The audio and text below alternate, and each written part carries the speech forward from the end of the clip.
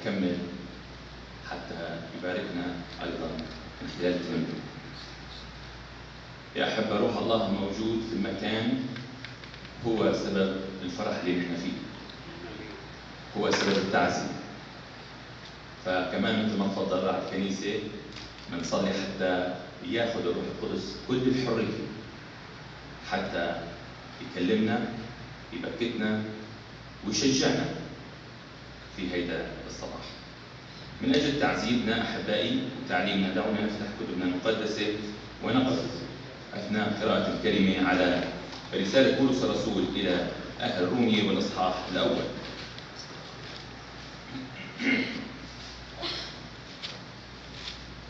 رومية الإصحاح الأول والأعداد من 13 حتى 17.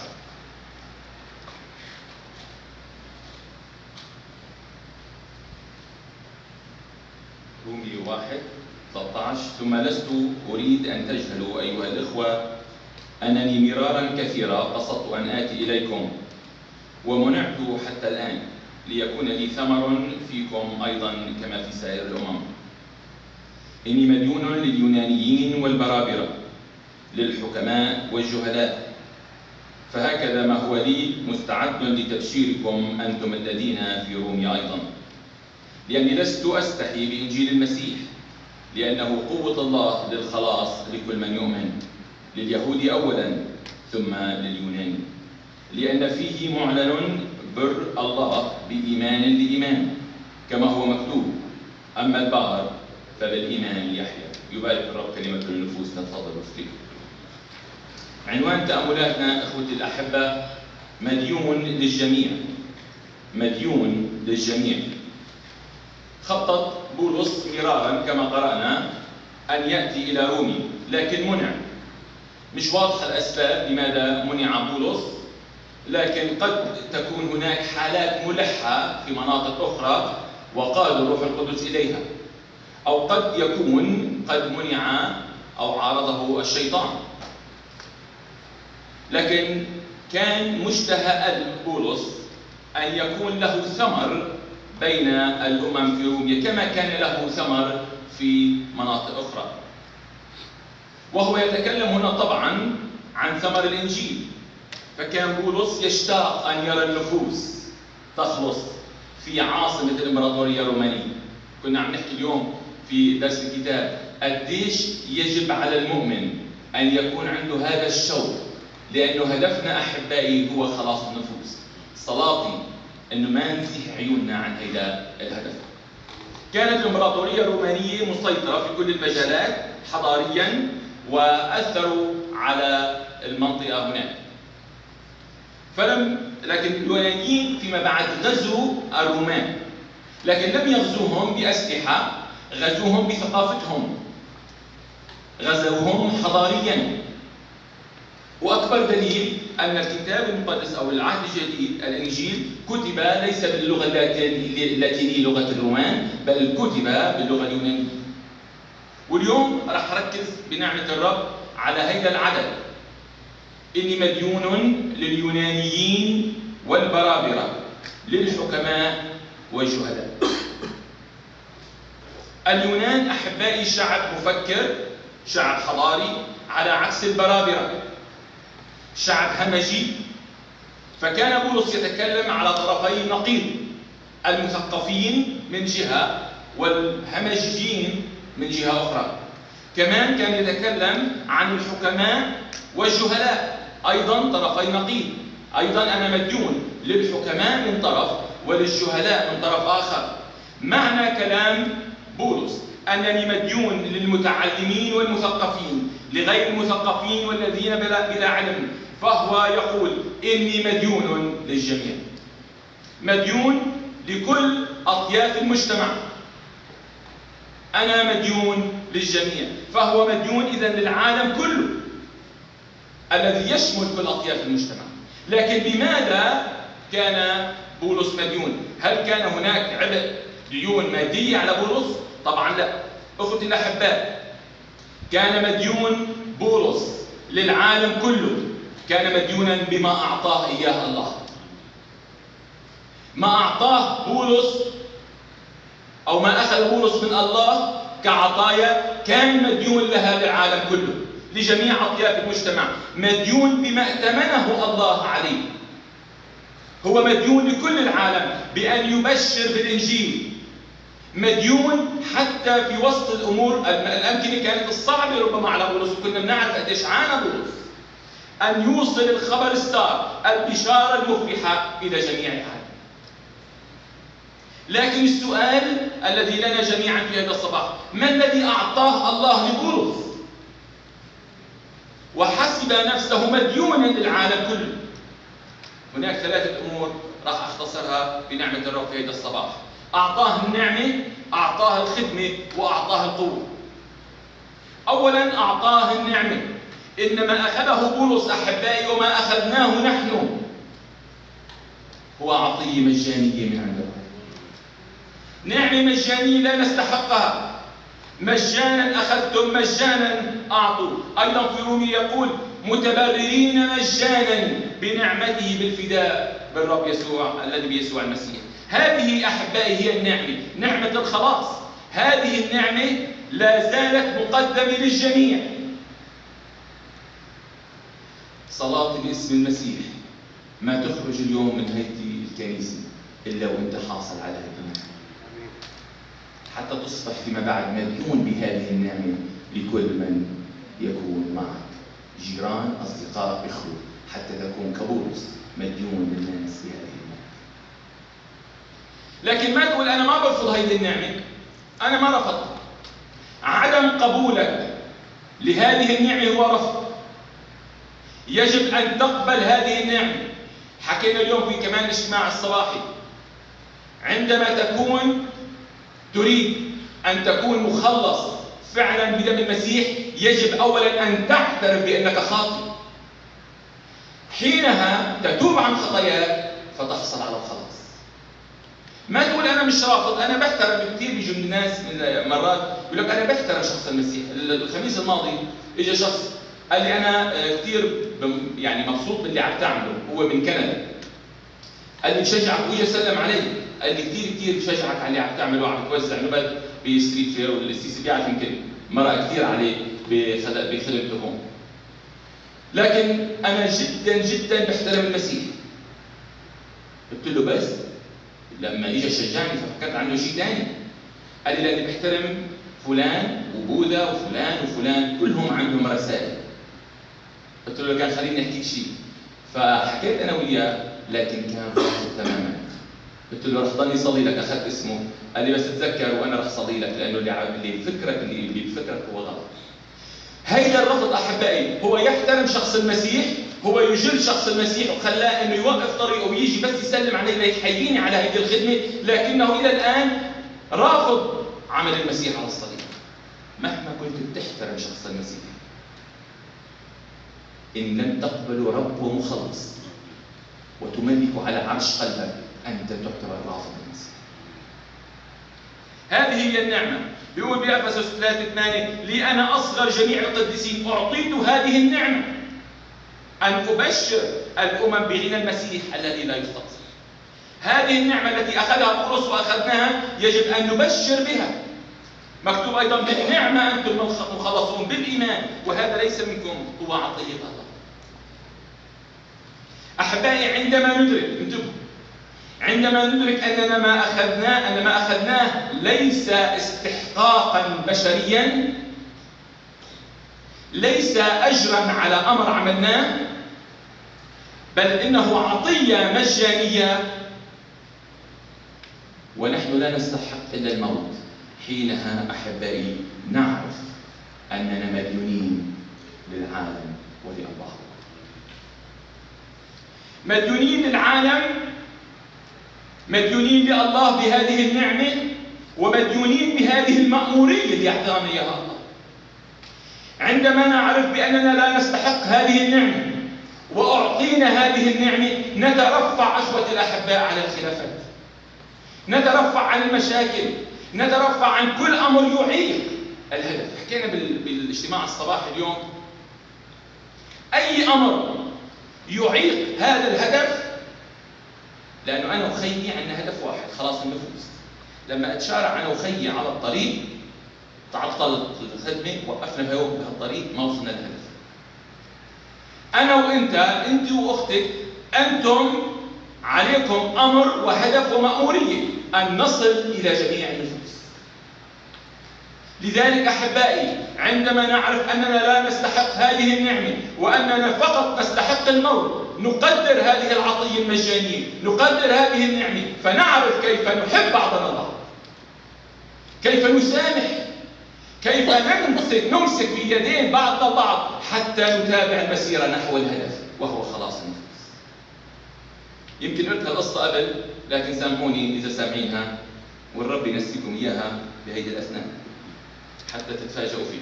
قصه قنفذين، قنفذ عدد 2 مشان تعرفوا ثمانين. حصرتهم كاميرا واحد من الاشخاص في كندا وسط الجليد، وكان القنفذ الاولاني عم بياخذ بجنب القنفذ الثاني حتى يستدفئوا ببعضهم البعض. لكن بتعرفوا الشوك اللي باجسادهم صارت تشك ببعضهم البعض، فينفروا بعضهم، يرجعوا يزيحوا عن بعضهم البعض. تألموا، لكن هم يواجهون امر، يواجهون الصقيع، لكن عندهم هدف ان لا يموتان. ردوا مرة ثانية هذه الكاميرا وكتبها وبعتها بالانترنت، قريت هذه القصة. ورد مرة ثانية حاولوا ولكن ابتعدوا، حاولوا وابتعدوا، لكن الصقيع اللي قد يولي بحياتهم خلاهم يقربوا على بعض ويتحملوا بعض لأنه هدفهم أن لا يموتان. هيك أنا وأنت قد تكون هناك أمور صغيرة، قد تكون بعض العراقيل، لكن صلاتي باسم المسيح وأنا أولكم إنه نمسك ونحط الكتف على الكتف حتى نصل إلى الهدف. ما نخلي الأمور الصغيرة تكسر هذا الطريق، ما نخلي الأمور الصغيرة تعطل هذا الهدف وهو خلاص النفوس. إذا أحبائي، نحن مديونين لجميع الناس أن نخبرهم بهذه النعمة، مديونين للرب الذي أعطانا هذه النعمة. الأمر الثاني أعطاه لبولس، أعطاه خدمة، أعطاه الخدمة، أعطاه أمر مكتوب: ولكن الكل من الله الذي صالحنا لنفسه بيسوع المسيح والذي أعطانا خدمة المصالحة. أخوتي الأحباء، عندنا مأمورية. هذه الخدمة، خدمة المصالحة، ليست مقصورة فقط على راعي الكنيسة ولا على أي شخص يقف على المنبر. هذه لكل مؤمن حقيقي، هذه المأمورية لكل المؤمنين، خدمة المصالحة. لذلك شو بيقول؟ ولكن أعطانا خدمة المصالحة، لذلك نأتي إلى العالم ونقول لهم تصالحوا مع الله. هذه خدمتي وخدمتك وخدمتك، أن نأتي إلى العالم ونصالحهم مع الله، لأن الإنسان إخوتي الأحباء في عداوة مع الله منذ جنة عدن، منذ سقط آدم وحواء صرنا في عداوة مع الله، صار انفصال بسبب الخطية. لذلك مهمتنا أن نصالح الناس مع الله. صالحنا طبعا من نقدر لولا المسيح الذي صالحنا بدمه على الصليب. عندما نؤمن بالمسيح ونكون في علاقة صحيحة مع الرب، يستخدمنا الرب حتى نصالح الناس مع الله. نحن يجب أن نكون صانعي سلام. ما راح أحكي عن صانعي سلام بين بعضنا البعض، لكن يا أحبة، عندما تصالح شخص خاطئ مع الله أنت صانع سلام. وصانع السلام من الشخص الذي يحب السلام، وإلا كان المسؤولين السياسيين بالعالم كانوا هن أبطال السلام، بيقولوا بيفكروا بالسلام، لكن صانع السلام هو الذي يسعى للسلام، هو الذي يعمل، ربما يضع من ماله من تعبه، ربما يمشي أميال وأميال حتى يكون أداة في يد الرب ليصنع سلام. هذا هو الذي يستحق الطوبة، طوبى لصانعي السلام. إذا نحن أحبائي بمأمورية أن نصنع سلام، أن نصالح الناس مع الله. صلاتي ألا تكسر هذه الشهادة عندما نكون بعيدين، عندما نكون في خلافات، حتى نعرف كيف نصالح الناس مع الله.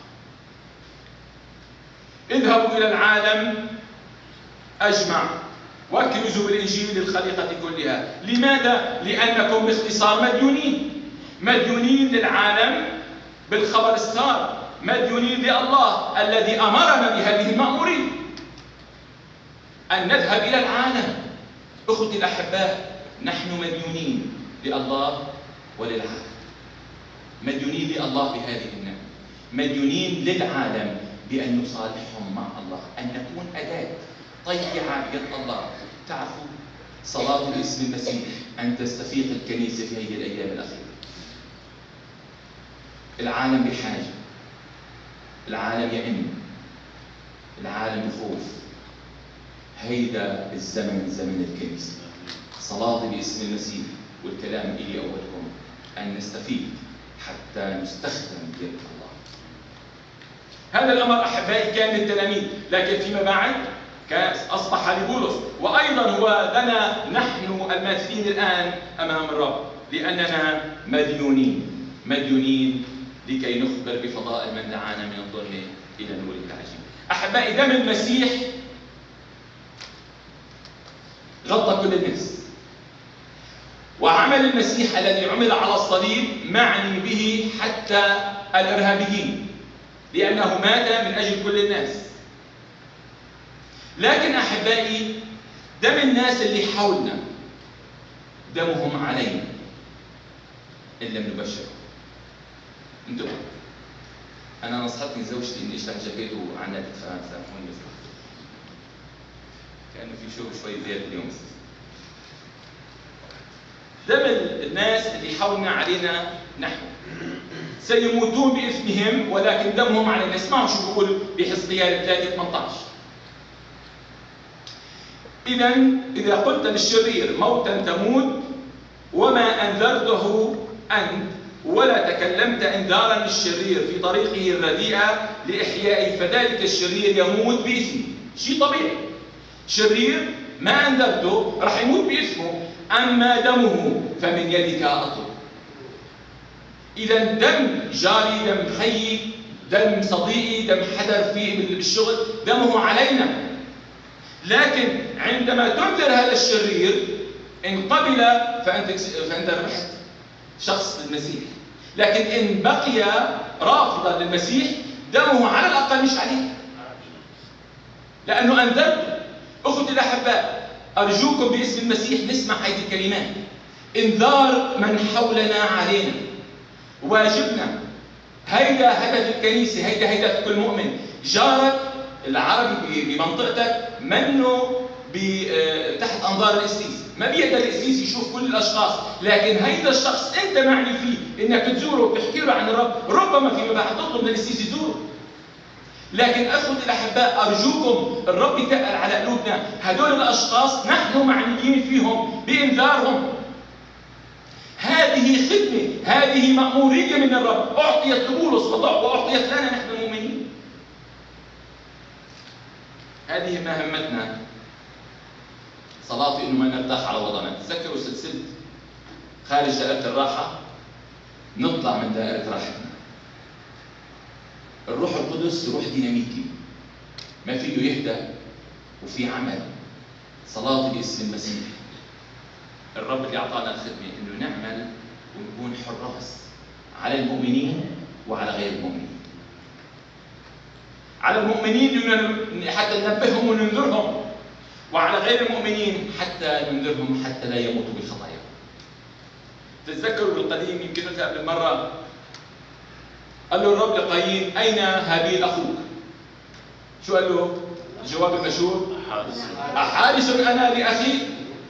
أخوتي الأحباء، نحن حراس لإخوتنا، نحن حراس لبعضنا البعض. أنا حارس على خي المؤمن، وأنا وخي المؤمن حراس على غير المؤمنين حتى نخبرهم بالخلاص بالمسيح.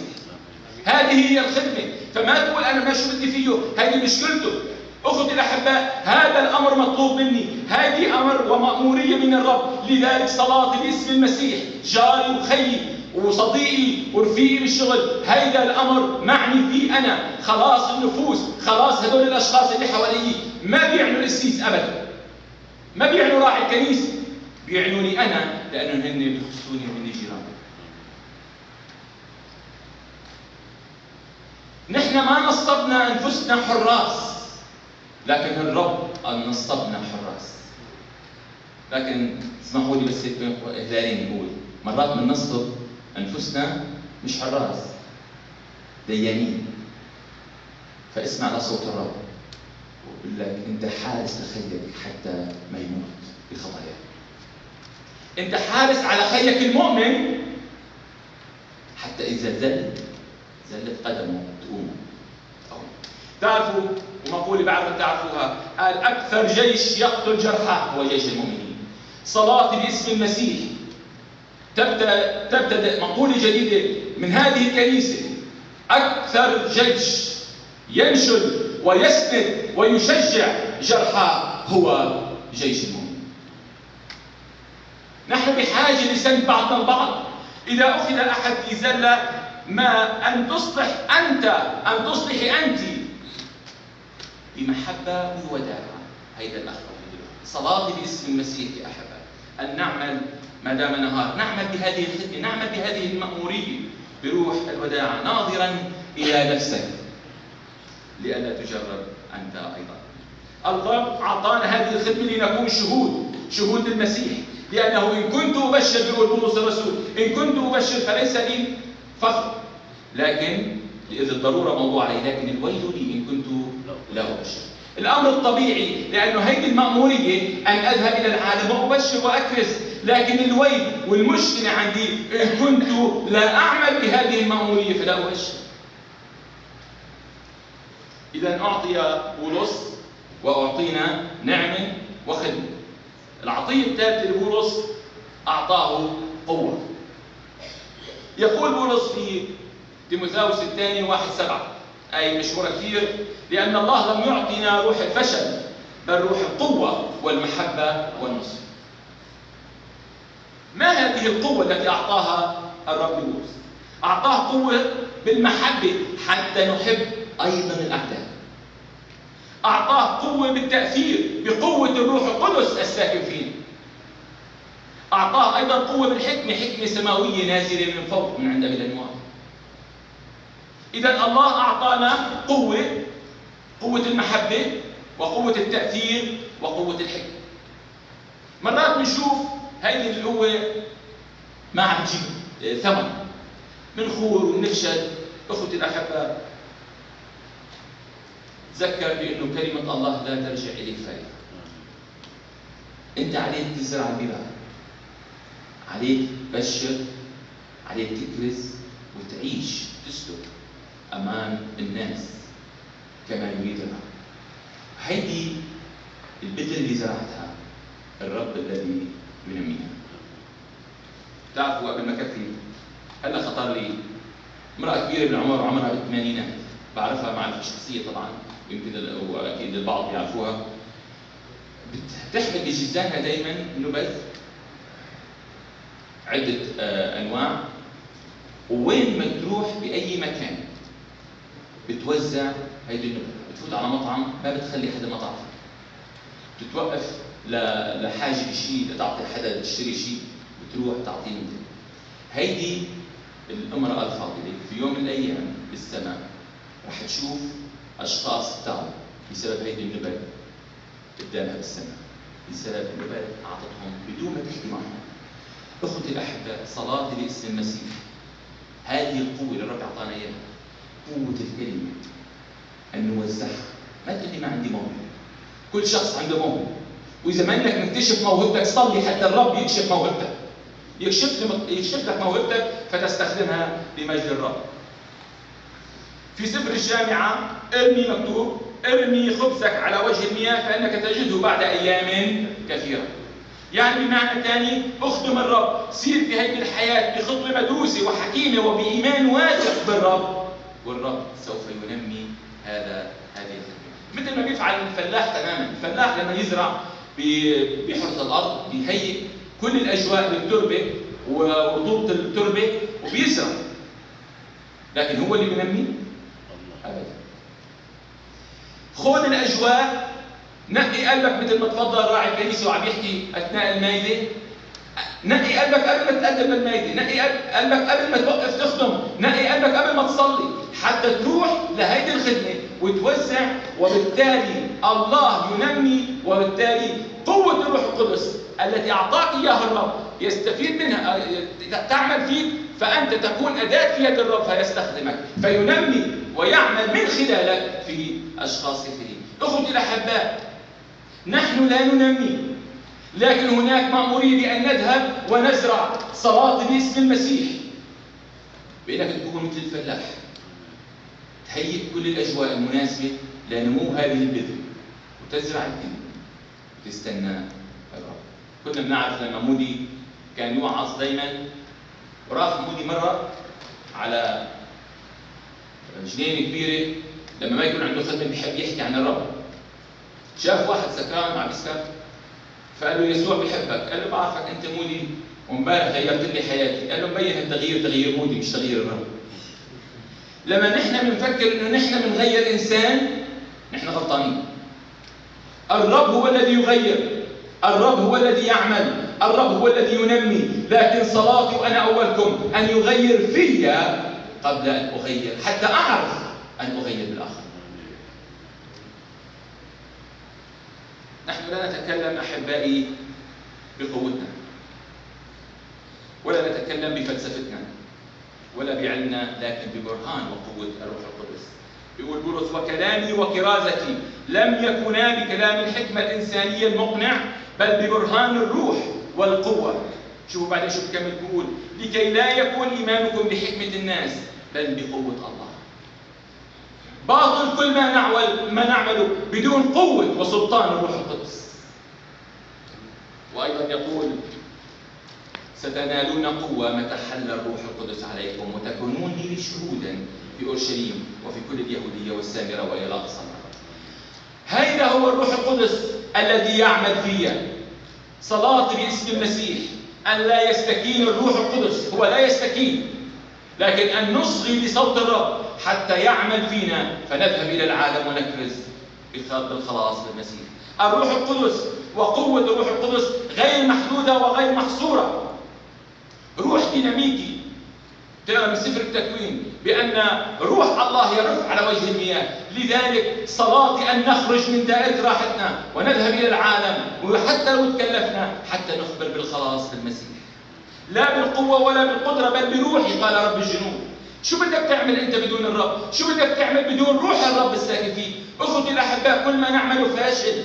لن نعمل أي أمر بدون حكمة الرب، بيكون بدون قوة الرب، بدون قوة الروح القدس التي تعمل فينا. نحن أدوات بيد الرب، لذلك صلاتي أن نسلم أنفسنا حتى تكون أدوات طيعة بيد الرب، حتى يستخدمنا يغيرنا ويعمل فينا، حتى يعمل من خلالنا فيما بعد.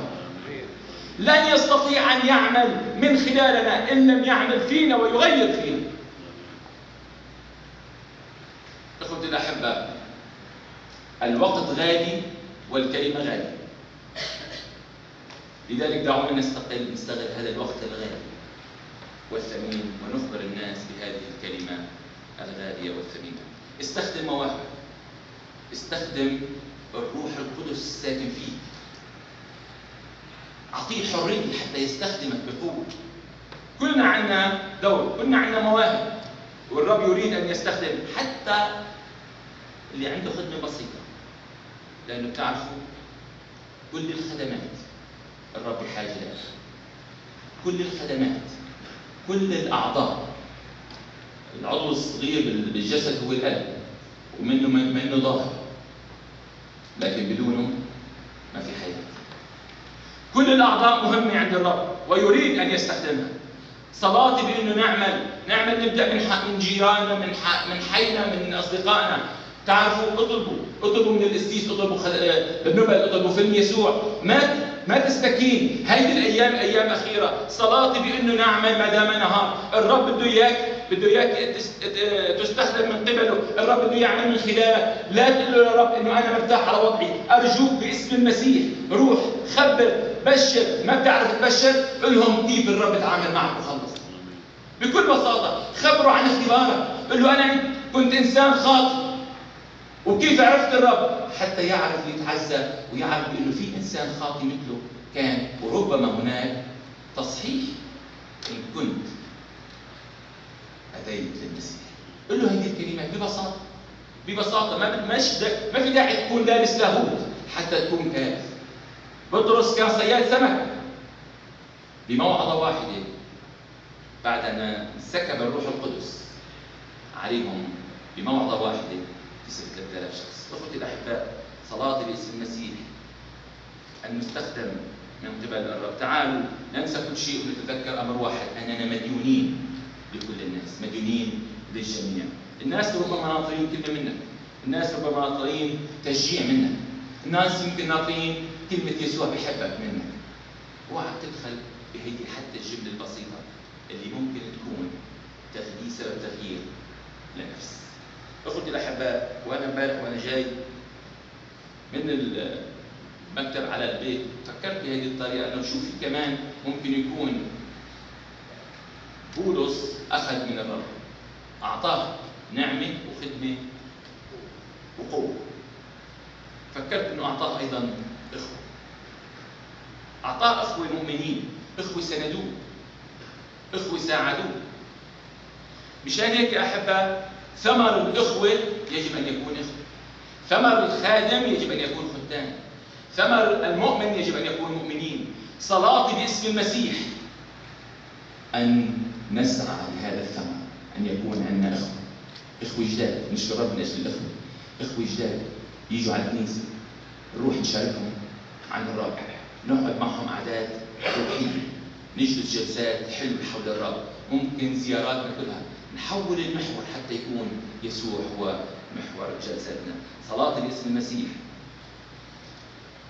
كما اعطى الرب بولس النعمه والخدمه والقوه واعطانا اياها، وايضا اعطاه الاخوه ان نسعى ان نعطي من حولنا هذه العطايا، لاننا مديونين لله بما اعطانا، ومديونين للناس بما اعطانا اياه الله، مديونين للجميع. دعونا نصلي.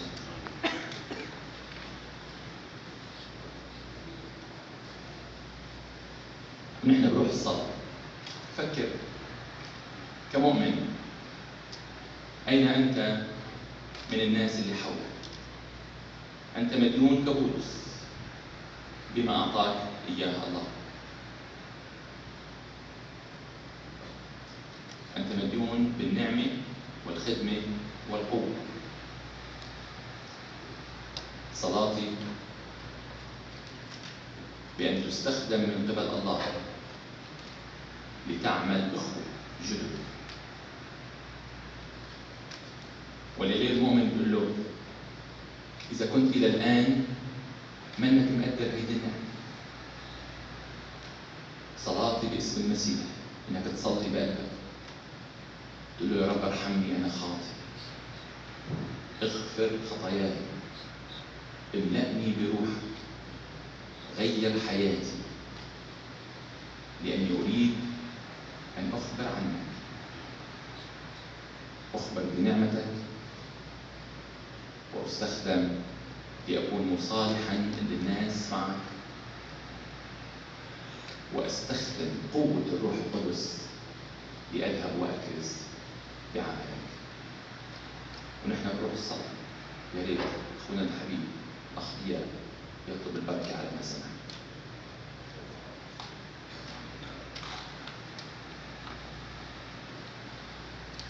نشكرك أيها الآب السماوي القدوس من أجل ما أسمعتنا إياه على فم عبدك من خلال روحك القدوس في هذا الصباح.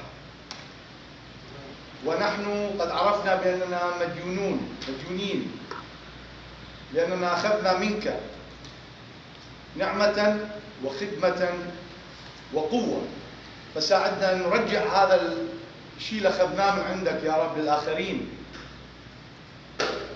وأن نبشر الآخرين وأن نقول لهم يسوع يحبكم يا رب. ليس فقط الغرباء، لكن نبشر حتى أحبائنا الذين نعرفهم أو جيراننا الذين لدينا علم بأنهم قد يكونوا يعيشوا في الخطية. ساعدنا أن نذهب إليهم ونقول لهم يسوع يحبكم وندعوهم إلى التوبة.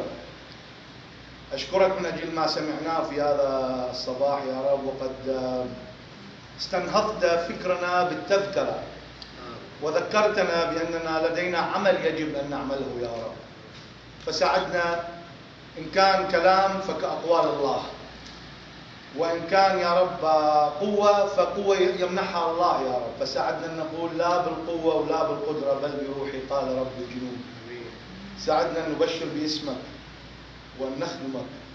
أصلي من أجل المتكلم الذي استخدمته أيها السيد الرب، باركه أكثر فأكثر وقويه أكثر فأكثر، واحفظه هو وعائلته وزوجته وبيته يا رب، واعطيه سوء القلب هو من خلال النفوس التي تخلص.